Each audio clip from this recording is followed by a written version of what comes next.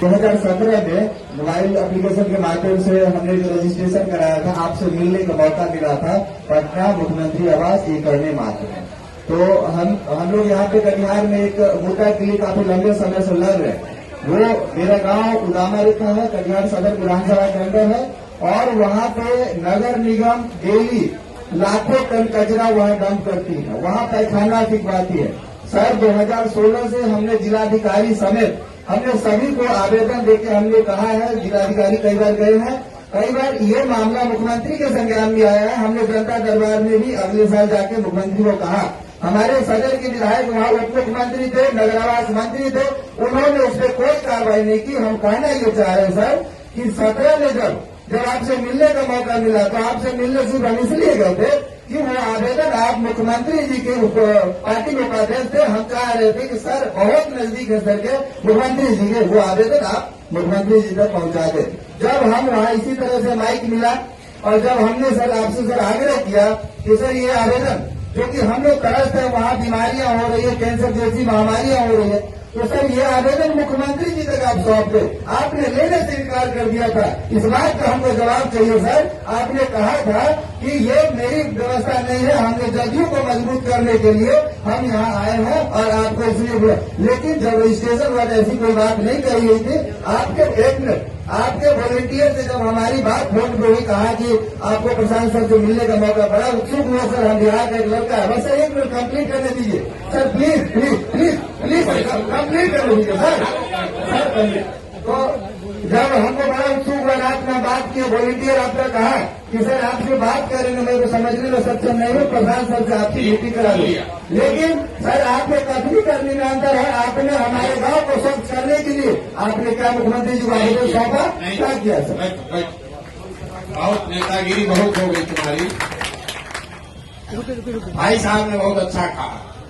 आपको अच्छा ये आपने कहा कि आपको याद है कि हमने आपको क्या कहा। एप्लीकेशन हम नहीं लेंगे क्योंकि हम सरकार में नहीं हैं, हम दल में हैं। हमारा काम दल को मजबूत करना है। सरकार चलाने के लिए आपने मेयर चुना है, वार्ड सदस्य चुना है, विधायक चुना है, सांसद चुना है। सांसद चुनाव दूसरे को कमालिया के साथ करेंगे हम।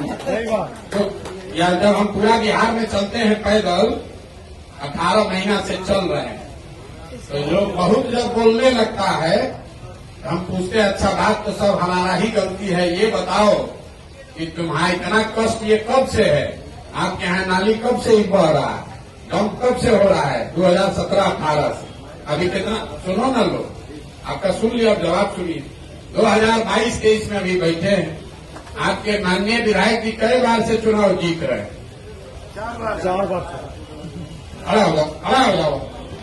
सुनो पहली बात, भाई साहब कितना जोश में बोले हैं। अरे भाई हमारा कैंसर हो रहा है, अब हमारा कुछ नहीं किए। और उसी विधायक को 4 बार से जिताए हो, उसको पंजाब का आदमी आके वोट दिया। इतना हमको बेहुदा समझते हो? बिहार में आदमी गाना रोता है दिन रात 5 बरस रोएगा। सड़क नहीं है, नाली नहीं है, गली नहीं है, पढ़ाई नहीं है, रोजगार नहीं है, नाला बह रहा है, जीना मुश्किल है। कल वोट देने जाओगे जात के नाम को उछल के पहले वोट दबाओ, जय श्री राम कह के वोट दो, और हमको कह रहे हो कि नाली साफ।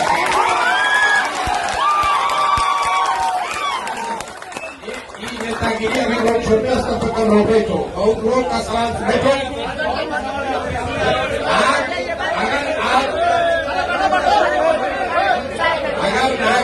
नागरिक होने के नाते, सुनिए, नागरिक होने के नाते हम ये जब आएंगे पदयात्रा में तो गांव गांव निकलते हैं, सब लोगों से पूछते हैं कि भाई पर आप अगर भाषण सुने हैं मेरा जन सुराज, हम आपको बैठाना डराना नहीं चाहते, आप आराम से खड़े होकर सुन लीजिए। पूरे बिहार में 5000 गांव में हम पैदल गए, हर जगह सभा जब करते हैं तो मेरा पहला सवाल होता है लोगों से कि हाथ उठाकर बताइए कि आपके यहाँ पढ़ाई की व्यवस्था बच्चों के लिए होनी चाहिए कि नहीं होनी चाहिए। अभी तक 99% से ज्यादा लोग हाथ उठाकर बोलता है कि न भैया होना ही चाहिए, इसमें क्या बात, पढ़ाई का व्यवस्था तो होना ही चाहिए। कैमरा लगा रहता है, हम फिर पूछते हैं, भाई देख लो सब लोग आंख उठाकर बोलो, हाँ भैया सोच लिए। फिर हम अपने बोलते हैं कि अपने अपने बच्चों के नाम पर, अपने बच्चों के नाम पर हाथ उठाकर बताओ कि तुम में से किसने जीवन में एक बार भी पढ़ाई के लिए वोट दिया। आज तक 18 महीना में पूरे बिहार में 5000 गांव में एक आदमी भी नहीं मिला। पढ़ाई सबको चाहिए, लेकिन वोट मंदिर पर पड़ना चाहिए।